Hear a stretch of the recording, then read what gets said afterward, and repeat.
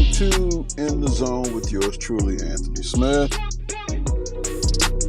Early Thursday morning, as we are getting this out to you. There's a lot going on. Football season is upon us. People not wanting to be in certain places. Then again, they want to be there. They don't know where they want to be. But I want to look at college football, in particular, the program that is Michigan, because some reports have surfaced up, and at the very least to say, it could be very damning.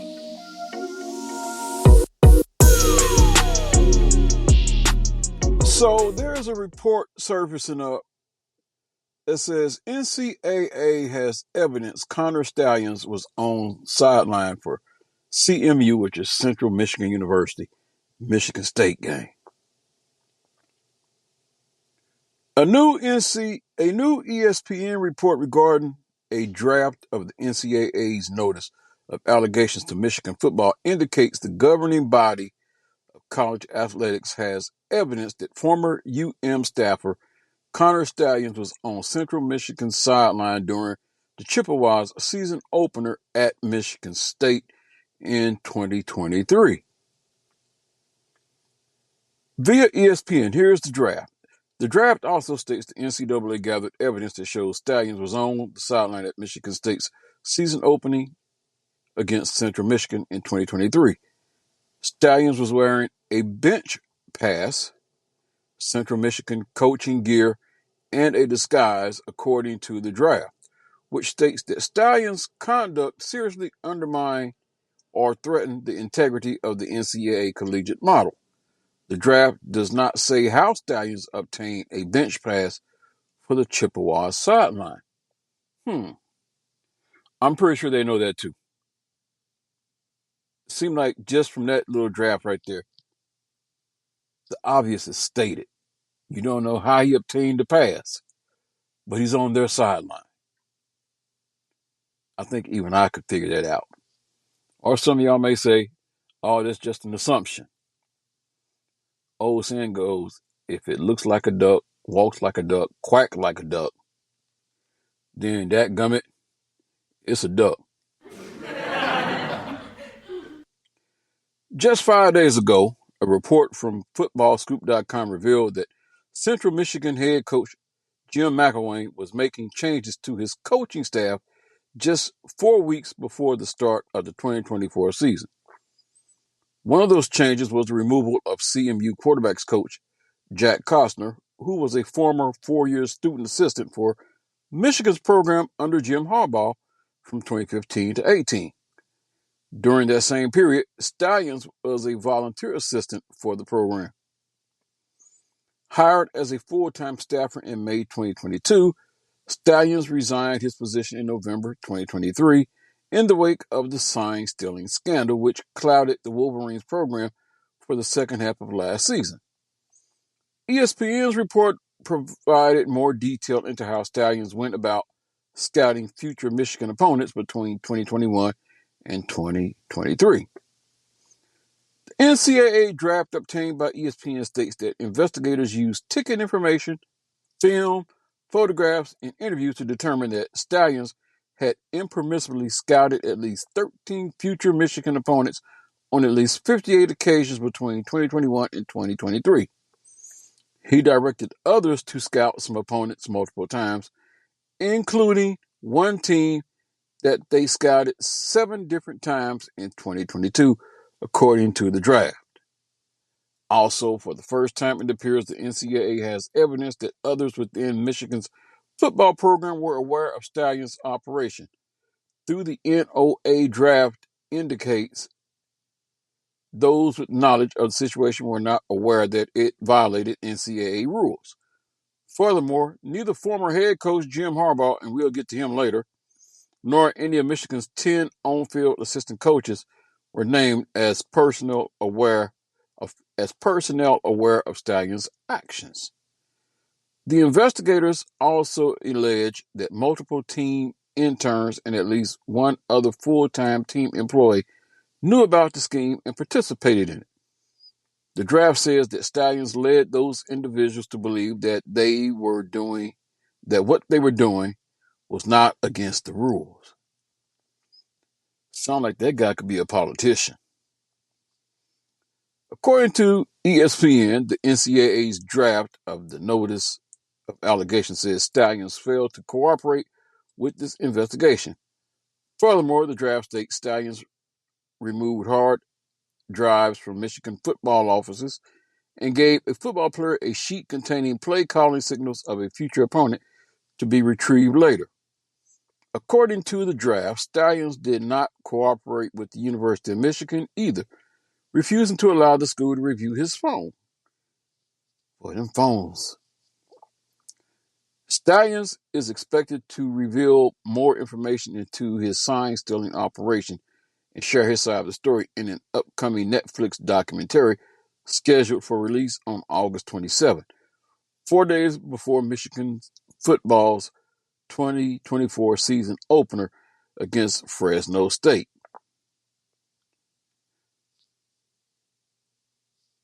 My. This episode seems like it just keeps peeling back more and more layers. So what is going to be revealed in this documentary? I might have to wait till August 27th to get back with you to give you some more. But just from this little bit right here, everybody all of a sudden don't know nothing. And how this one man could convince them that they weren't doing any wrong remains to be seen. Now, you heard the name Jim Harbaugh, not extensively, but you heard the name Jim Harbaugh. Because now we're going to fast forward to Jim Harbaugh. Now that he's gone on to the NFL, because there was another report that came out this week, and basically it has tabbed Jim Harbaugh as officially throwing his alma mater under the bus. Jim Harbaugh might need to turn in his Michigan man card. While the former Wolverines quarterback led his alma mater to a 15-0 national championship season in 2023, he conveniently bounced out of Ann Arbor right as NCAA sanctions are about to hit the football program. Sounds like another coach we know, huh? Who was that guy? Back in the day, USC, Matt Leinart, Reggie Bush. Oh, that's right. Oh, Pete Carroll. On Sunday, ESPN reported that NCAA sanctions are likely coming to Michigan, including punishment for head coach Sherrone Moore, who took over for Harbaugh when the former NFL quarterback left for the Los Angeles Chargers job. There's more to this story, so let's get down to it.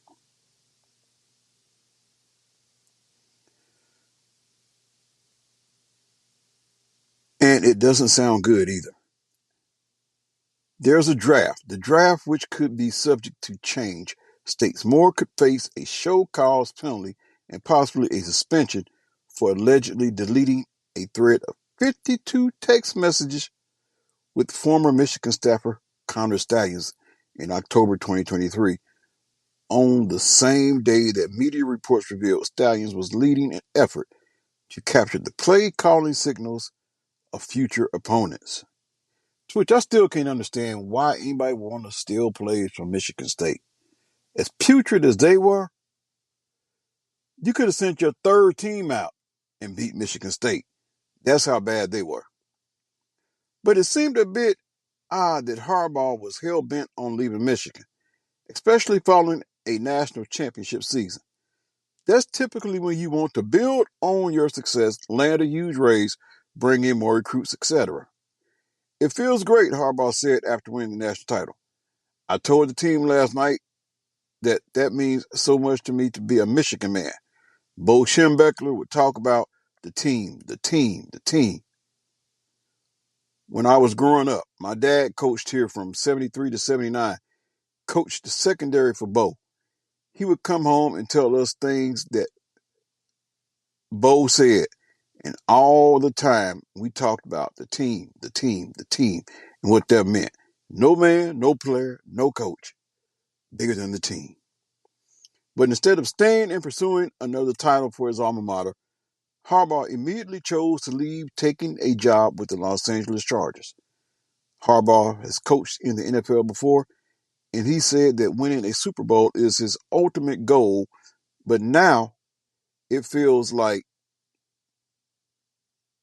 and I just lost my feed. I hate it when that happens. But we'll pull that back up. Just bear with me here a minute.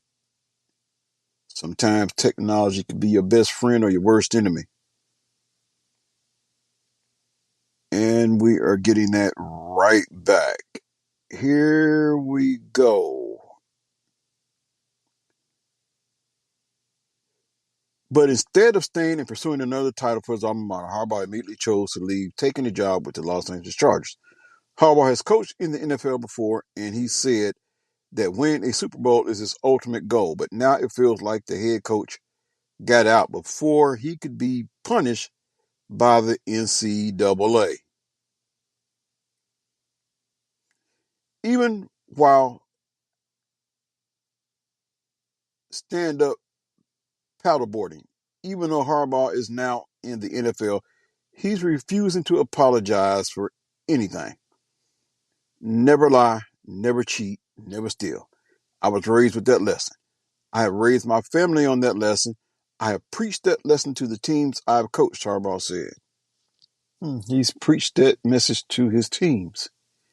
No one's perfect. If you stumble, you apologize and you make it right. Today, I do not apologize. I did not participate, was not aware, nor complicit in those said allegations. So it's back to work and attacking with an enthusiasm unknown to mankind. What about leaving your alma mater in a bad situation with NCAA punishments on the way? How does the former Michigan Wolverines coach feel about that? Perhaps someone will ask the now NFL head coach about that one day. The question is, will they get an answer? Question is, did USC ever get an answer from Pete Carroll when he voted for the Seattle Seahawks? If USC didn't get an answer, Michigan probably won't get an answer. Anyway, that's how we choose to start things off on In the Zone. So tell you what I'm going to do. I am going to take a break right here. And when I come back, I'm going to have some more for you.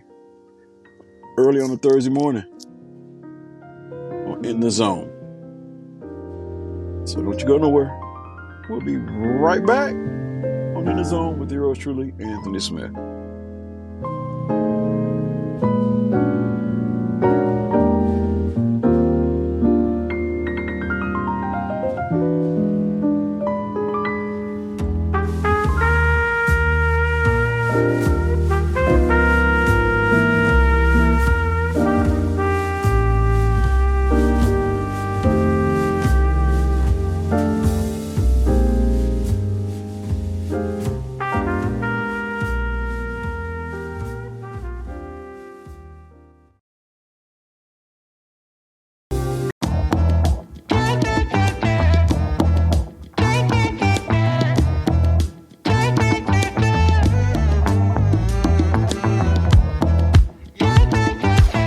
Welcome back to In the Zone with yours truly, Anthony Smith, on an early Thursday morning. It's no secret, I'm a Dallas Cowboy fan. Sometimes I think Jerry Jones gets in the way.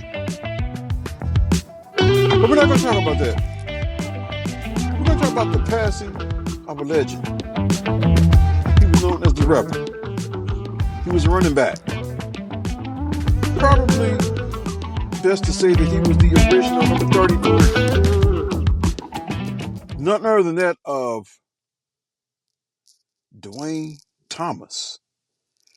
Former Dallas Cowboys running back Dwayne Thomas, proud of his iconoclastic and even rebellious time with his hometown team, passed away this past weekend at the age of 77. The Cowboys selected Thomas with the 23rd pick in the 1970 NFL Draft, and he was a spectacular success. After spending 2 tumultuous seasons in Dallas, however, he was traded to the San Diego Chargers. However, his time there was short-lived, and his path saw him eventually landing for 2 seasons with Washington before making his return to Dallas in 1976, and then spending one more stint in Green Bay. During one period with the Cowboys, Thomas declined to speak at all. Sometimes when he did speak, he spoke loudly, though famously calling iconic coach Tom Landry a plastic man, not a man at all. The late Gil Brandt once told us that Thomas was, in terms of talent, comparable to all-time great Jim Brown. Later, Thomas would say of Cowboys brass, "I'm no longer a threat to them," he said.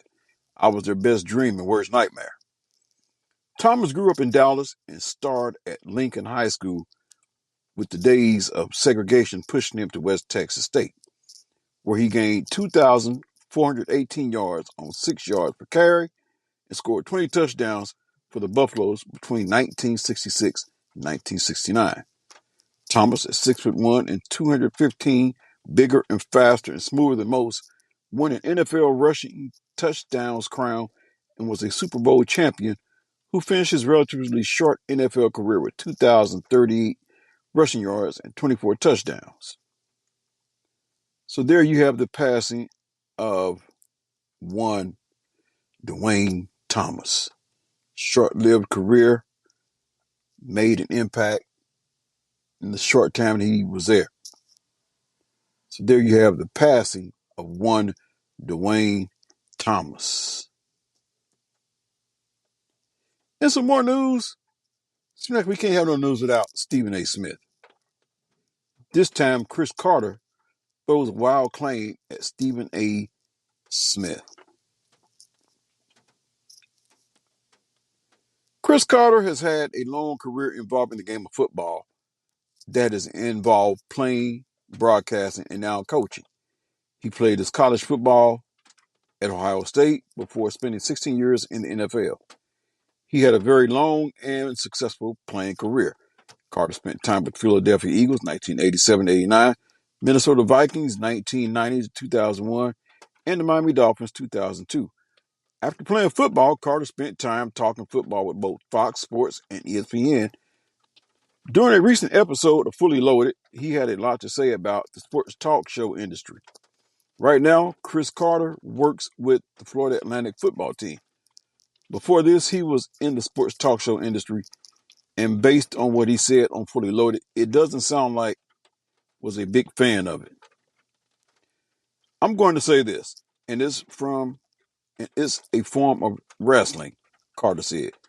You know who's going to win, and a lot of the arguments and everything are predetermined or assigned. You're going to win this one, and everything is slanted in Skip Bayless and Stephen A. Smith's favor. They pick the subjects, and they pick what side they're going to take. Carter was let go by both Fox Sports and ESPN, so there is a chance that he holds a bit of a grudge. Still, it's an interesting thing to hear from someone that worked in the business. Chris Carter had good things to say about Stephen A. Smith. While Chris Carter believes that the debates on these shows were skewed in favor of Stephen A. Smith, he still had a lot of good things to say about him. Smith is one of the most well-known people in the industry.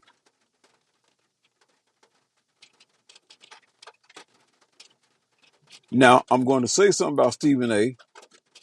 is an authentic dude, Carter said. He's a journalist. He's a broadcaster. He's also an entertainer, and he's fair. And Stephen A. has a treasure trove of information about people that would never let go out on the air.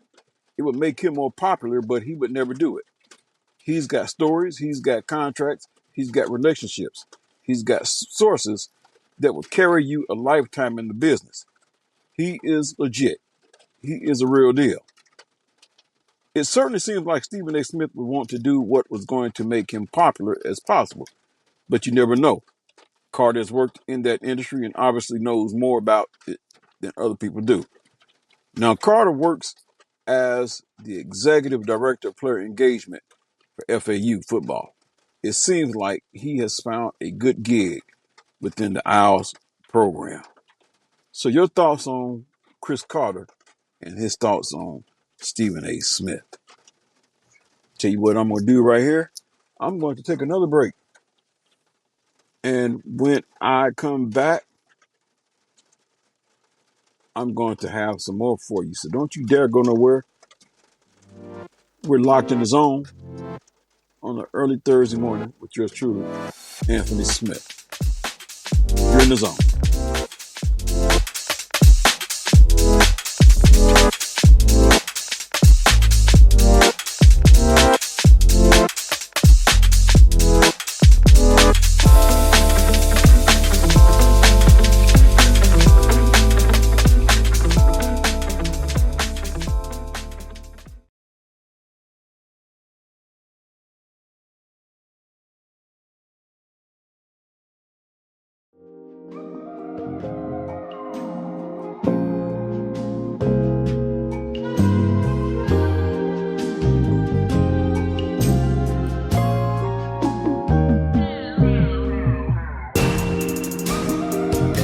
Welcome back to another segment of In the Zone with yours truly, Anthony Smith. NFL season is upon us. Can you believe it? Today is, let me see, I do believe it is August the 8th. Preseason is upon us. And there are some teams that are sending messages to their players. In particular, Cleveland Browns are sending a clear message to one Deshaun Watson.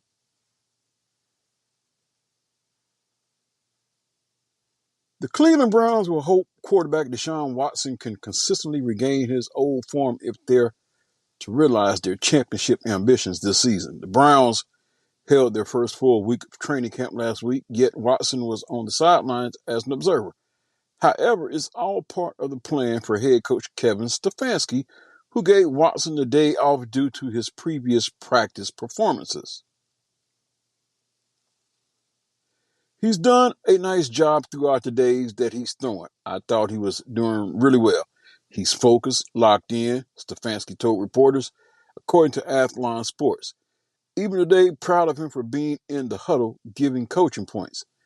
I think that's such a huge part of this as the starting quarterback is even on a day like this where he gets an off day throwing, it's not an off day from a leadership perspective, and he did a nice job. Stefanski said while Watson could have thrown that day, it's part of his plan with the medical team as the franchise quarterback rehabilitates last year's season-ending shoulder surgery. He's being diligent about what we're asking him to do, Stefanski said. Gave him a day off today. He probably would have thrown if we let him, but just staying true to what we have a plan here with the medical team. The Browns opened their 2024 campaign on September the 8th at home against the Dallas Cowboys. So that's one report coming out of training camp news. How about this report right here? The Arizona Cardinals. That's right, the Cardinals have ruled Kyler Murray out for the entire preseason. My question is, how many preseason games are they playing anyway? The Arizona Cardinals will not have starting quarterback Kyler Murray in all three of their preseason games. per head coach Jonathan Gannon. Murray will not play in any of the Cardinals' preseason games. He announced the news during his media conference on Thursday. No, he's not going to play, Gannon said. The Cardinals are still carefully managing Murray after he returned during the second half of the 2023 season following ACL surgery. He played in 8 games, finishing with 1,799 passing yards, 10 touchdowns, and 5 interceptions. He'll continue to take the first team reps during camp before being ready for the Cardinals' season opener against the Buffalo Bills on September the 8th. Murray has been in the NFL since 2019 season when he was selected first overall by the Cardinals. In 65 games, he has thrown for 15,647 yards and 94 touchdowns. The Cardinals finished the 2023 season with a 4-13 record, missing the playoffs for a second straight season. They're trying to change that in 2024 with Murray being fully healthy for the regular season. Kickoff for the Cardinals-Bills game will be at 1 p.m. Eastern. Well, it may seem like this was a short podcast, but I believe it was short, sweet, and informative. And before I leave, I want to send a shout out to a good friend of mine in Atlanta, Georgia, who is a supporter, I'm going to say, of my podcast, whether it be in the zone or whether you're riding on the train. His name is James Goodrum. James, I appreciate your support. Not only listenership, I also appreciate your support financially. Yeah, that's right. Those of you who are not aware that this podcast can be supported on a monthly basis, small fee of $4.99 a month. Or if you want to do like James did, you can support by cash apping a one-time payment to cover the whole time. Especially you small businesses. I will get your name out here. $4.99 lets me know that you're sponsoring my show. $9.99 for a sponsorship. We will do a commercial for you. Even if I have to publish it, no publisher fees, just that one flat fee on a monthly basis, or you can pay it one-time fee. But with that being said, once again, I want to thank James for sponsoring. And James, this is for you. Appreciate you, brother. And we're going to get you on this podcast. We're going to get you on my other podcast. Y'all will hear the name James Goodrum. He is very knowledgeable. He likes to think that I'm knowledgeable. But most of the time when I get a guest on, I'm feeding off my guest because sometimes I think my guest knows even more than I do. And that is no reflection on me. But it is time for me to get out of here. Hope you have a good rest of your day. I will be back again sooner rather than later. But until next time, take care of yourself. Be blessed. I'm out of here.